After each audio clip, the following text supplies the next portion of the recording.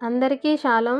ఈరోజు దినవృత్తాంతములు మొదటి గ్రంథము 20 అధ్యాయము, 21 అధ్యాయము, 22 అధ్యాయాల నుండి కొన్ని ప్రశ్నలు. మొదటి ప్రశ్న, దేవుడు తన దూతకు ఆజ్ఞాపింపగా దూత ఏమి చేసెను? రెండవ ప్రశ్న, అందువలన ఫిలిష్తీయులు దేనికి తేబడిరి?